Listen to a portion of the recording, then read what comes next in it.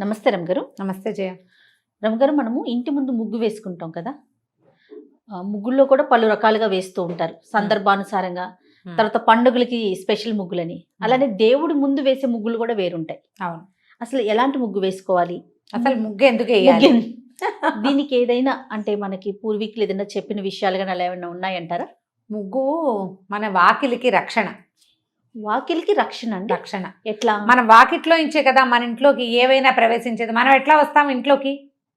వాకిట్లో ఇంచే. మన ఇంట్లోకి సూక్ష్మ క్రిములు అవి ఎలా ప్రవేశిస్తాయి? ఏవైనా భూత ప్రేత పిశాచాది గ్రహాలు, ఏదైనా నరదృష్టి గుమ్మం నుంచే వస్తాయి. ముఖద్వారమే మన ఇంటి యొక్క ముఖం కదా. అందుకని తలవాకిలికి చక్కగా కళ్ళాపి పోసి నీళ్లు చల్లి ముగ్గేసేవాళ్ళు. ఈ కళ్ళాపులు కూడా ఎలా చల్లేవాళ్ళు? అదేంటారు, కళ ఎంపీ కళ్ళాపి, రకరకాల పేరుని మనం కళ్ళాపి చల్లటం అనేది కళ్ళాపేనే అంటాం. ఆవు పేడని, ఆవు పేడే కాదు, గేదె పేడైనా పర్వాలేదు, నీటిలో కలిపి చల్లేవాళ్ళు. దుమ్ము రేగకుండా ఉండటం మొదటిది. వాకిట్లో ఇంచి మట్టి గుమ్మాలు, మట్టి గుమ్మాలే ఇది వరకు అవే కదా ఉండేవి. ఇప్పుడు మనకి అపార్ట్మెంట్లు పెద్ద పెద్ద గుమ్మాలు, నేలంతా గచ్చులు వచ్చినాయి. తొలి కాలంలో అది కాదు కదా. వాకిళ్ళంతా మట్టి. ఆ మట్టి ఇంట్లోకి రేగి ఇసుక లోపలికి రాకుండా కళ్ళాపు చల్లేవారు. ఇక ఇసుకంతా మట్టి అంతా నేల మీద అణిగిపోతుంది. తర్వాత వాకిలికి రక్షణగా ముగ్గు వేసేవాళ్ళు. మనము 4 పైన 2 గీతలు గీస్తాం, ఓ చిన్న ముగ్గు వేస్తాం. ఈ ముగ్గుకి అటు 2 కర్రలు ఇటు 2 కర్రలు, కింద వైపు ఒక కర్ర, చతుర్మధ్యంగా వేస్తాం. అవును కదా. 4 వైపులా గీతలు ఉండాలి. ఈ 4 వైపులా గీతలుండి మధ్యలో ముగ్గుంటే అది శుభం. లోపలికి వచ్చే ఏ గ్రహాలనైనా అది బంధించేస్తుంది, లోపలికి రానివ్వదు. ఓహో, ఇది పురాతనమైన విధి. ఇట్లా చెప్పేవాళ్ళు. అప్పటి కాలంలో ఏం చేసేవాళ్ళంటే బియ్యపిండితో వేసేవాళ్ళు. ఈ గీతలు గీయటంతో పాటుగా ప్రధానమైనది ఏంటంటే బియ్యపిండి కనుక వేస్తే వాకిట్లో ఉన్న చీమలు ఆ బియ్యపిండి పుచ్చుకెళ్ళిపోతాయి. భూతబలి అంటారు దాన్ని. వాటికి ఆహారం ఇస్తాం మనం, ఇంట్లోకి ప్రవేశించవు. బియ్యపిండితో వేస్తే తెల్లగా ముగ్గు రాదు, కొంచెం లైట్ కలర్లో వస్తుంది. క్రమంగా ముగ్గు చెరిగిపోతుంది. చెరిగిపోయాక మనకు ఎట్లా రక్షణ ఉంటుందంటే, మనం ఆ వేసిన ప్రక్రియ ఉంది చూడు, అది మనల్ని రక్షిస్తుంది. ఆ నేల మీద మన చెయ్యి నడుస్తుంది కదా, దాని మీద ఈ గీతలు పడిపోతాయి. అందువల్ల ఇంట్లోకి రావని చెప్తారు. పాత పద్ధతి అయితే ఇది. క్రమంగా ఏం చేసాం, ఈ కళ్ళాపులు అవి తగ్గి, ఈ పేడ కళ్ళాపులు చల్లడం తగ్గి, ఏదో మామూలు నీళ్ళ కళ్ళాపి చల్లుకోవటం. వాకిళ్ళ నిండా గచ్చులు, వాకిట్లో ముగ్గేసిన తెల్లగా కనపడుతుంది, అందంగా కనపడుతుంది. దాంట్లోకి ఫ్యాషన్ ప్రవేశించేసరికి సున్నం ఎక్కువ కలిపేవాళ్ళు. సున్నం వల్ల కూడా, సున్నపు గీతల వల్ల కూడా ఇంట్లోకి చీమలు ప్రవేశించవు. కానీ చీమకి ఆహారం అవదు అది. అవును, శత్రువే కదా అది. పాప అవి లోపలికి వెళ్ళలేవు కదా. మనం భూతబలిని పక్కకు పెట్టేశాం. ముగ్గు వాకిట్లో కళగా అందంగా ఉండటం అనే పాయింట్ వచ్చింది.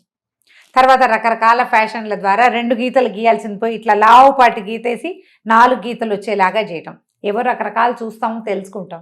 ఈ రంగవల్లుల్లో వీటిలలో చతుర్మధ్యంగా వేయటము, అవి కాకుండా ఫ్యాషన్గా పువ్వు వేయటము, అవి మొదలు పెట్టుకున్నాం. వాకిళ్లలో శుక్రవారాలు పద్మాలు వేయాలి, ఆడపిల్లలే వేయాలి, అలా సిద్ధాంతాలు కూడా ఉంటాయి ఊళ్ళల్లో. తర్వాత ఏమో ఈ మన ధనుర్మాసంలో ఏమో ఒక రకం ముగ్గులు. ధనుర్మాసమే ముగ్గుల రోజులు అవి. అవును, ధనుర్మాసపు ముగ్గులు రాబోయే బలిచక్రవర్తికి ఆహ్వానంగా అన్ని గళ్ళుగా వేస్తాం. ఆ గళ్ళల్లో కూడా ప్రధానమైనది ఏంటంటే, మనకి వ్యాధులు వచ్చే రోజులు ధనుస్సు. మార్గశిర మాసం వ్యాధి రోజు.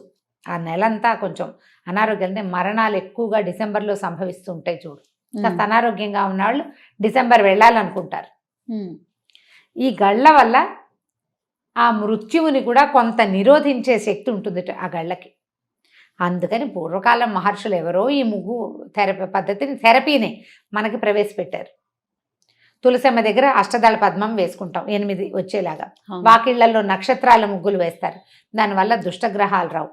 ఇంకొక సూచన కూడా ఉండేది ఊళ్ళల్లో. ఇప్పుడు ఏం ఊళ్ళల్లో ఎలా పాటిస్తున్నారో తెలీదు. ఇంట్లో ఏదైనా అశుభం జరిగితే ముగ్గు వేయరు. ఈ సాధులు, సన్యాసులు, అడుక్కునేవాళ్ళు, ముష్టి భిక్షకులు కూడా ఎవరి వాకిట్లో ముగ్గు లేదో ఆ ఇంటికి భిక్షకు వెళ్ళేవారు కదా. ఇంట్లో పితృకార్యం ఉందనుకో, తద్దినం ఉందనుకో, ఆబ్దికాలు చేస్తారు కదా. నెలమాసిక ఎవరైనా మరణిస్తే నెలమాసికాలు పెట్టాలి. అవో 16 ఎన్నో లెక్క ఉంటుంది. అక్కడి నుంచి ఆబ్దికాలు ప్రతి సంవత్సరం పెట్టాలి. వాళ్ళ వాకిట్లో ముగ్గు లేదంటే వాళ్ళ ఇంట్లో ఇది ఉంది, వాళ్ళు ఎవరికి ఏం పెట్టరు. ఆ రోజున పిండ ప్రదానం అయ్యేదాకా పిచ్చిక కూడా ఆహారం పెట్టరు ఆ ఇళ్లలో నుంచి. చీమలకు ఆహారం కూడా ఇవ్వకూడదు. పితృదేవతలు వేచి ఉంటారు ఆ రోజు, అందుకని ముగ్గు వెయ్యరు. ముగ్గు శుభాశుభాలని సూచించడం కంటే ప్రధానమైంది అది మనం చేసే భిక్ష. ఆ పూట కూర తొక్కులు కూడా బయట పారేసేవాళ్ళు కాదు జయ, నాకు గుర్తుంది మా ఇంట్లో అలా చేసేవాళ్ళు.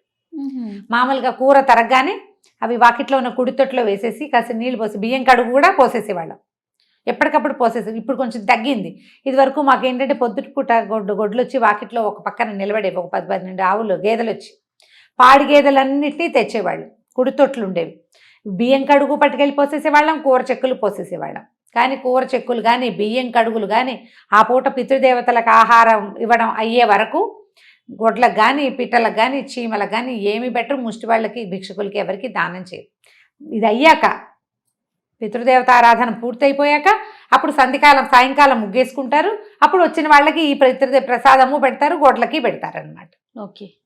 ఈ ముగ్గు దానికి గుర్తుగా కూడా సూచనగా కూడా ఉండేది. వాళ్ళు ఆ రోడ్లో ఏదైనా అశుభం జరిగిందంటే ఆ సందులో వాళ్ళ ఇంట్లో ఒకళ్ళ ఇంట్లో ముగ్గు ఉండేది కాదు, ఇంకా ఆ వైపుకి వెళ్ళకుండా ఆ ఇల్లు దాటి వెళ్ళాలనుకో వెళ్ళేవాళ్ళు కాదు పాత రోజుల్లో.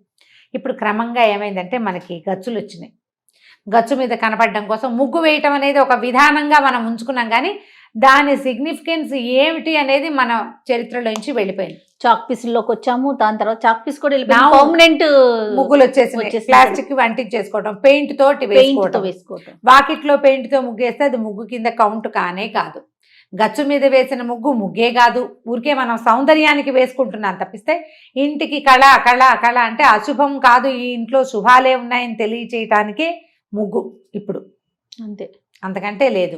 ఇప్పుడు ఇండిపెండెంట్ ఇళ్లలో వాకిట్లో చక్కగా కళ్ళాపు జల్లి ఇంటితో ముగ్గేసి ఊళ్ళల్లో కనపడతాయి. మేము కోయంబత్తూరు అప్పుడు ట్రిప్ వెళ్ళాము చూడు, మేము కోయంబత్తూరులో ప్రతి వాకిలి ఆకుపచ్చగానే ఈ మన కళ్ళాపు జల్లేసి ముగ్గులు, అందరు వాకిళ్లలో ముగ్గులు ఉన్నాయి జయ. అపార్ట్మెంట్ వాకిళ్లలో కూడా పెద్ద పెద్ద ముగ్గులు వేసుకుంటున్నారు ఇప్పుడు కూడా, ఏం మానేలా. కాకపోతే దేనికోసం వేయాలి అనే ఐడియాలజీ ముగ్గు సిద్ధాంతం మాత్రం ఉంది.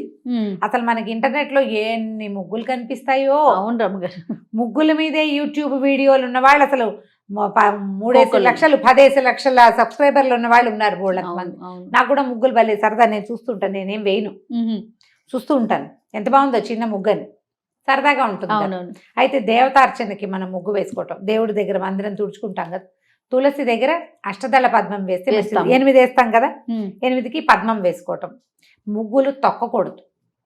ఒకవేళ మనం శ్రద్ధతో వేసుకున్నా కూడా ముగ్గు అనేది ఒక పవిత్రమైన విధానం కదా.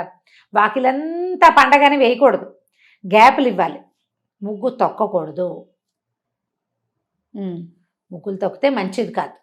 అందుకని పెద్ద పెద్ద ముగ్గులేసి నడవడానికి వీలు లేకుండా చేయకుండా చిన్న ముగ్గేసి కొంచెం గ్యాప్ ఇచ్చి నడవడానికి వీలుగా పెట్టుకోవాలి. దేవుడి దగ్గర కూడా మనం ఏంటంటే మన 18 రేకులు వచ్చేటువంటి పద్మాలు వస్తాయి. ఈ మంగళగౌరి వ్రతాలప్పుడు పద్మాలు పెట్టడం అనేది ఒక ప్రత్యేకమైనది. ఈ 8 పెట్టి తర్వాత 3 చుక్కలు పెట్టి వాటిని కలుపుతారు. పద్మాలు ఆ ముగ్గు వేసుకోవాలి పీట మీద, అమ్మవారికి ఆ ముగ్గు ప్రత్యేకం, అట్లా పెడతారు. లక్ష్మీ ఆరాధనకి పద్మం వేయటమే ప్రత్యేకంగా కనిపిస్తుంది. ఓకే. తమిళనాడులో మనకు బాగా కనపడతాయి ఇలాంటివి. అయితే ఈ పైన 2 అడ్డగీతలు వాళ్ళు వేయరేమో మరి. వాళ్ళు వేయరు రమ్మగారు, ఇట్లా నిలువుగా 2 ఇటు ఒక 2 మధ్యలో స్టార్ గానీ ఏదైనా వేసుకుంటారు, మళ్ళీ ఇటు ఒక 2 వేస్తారు.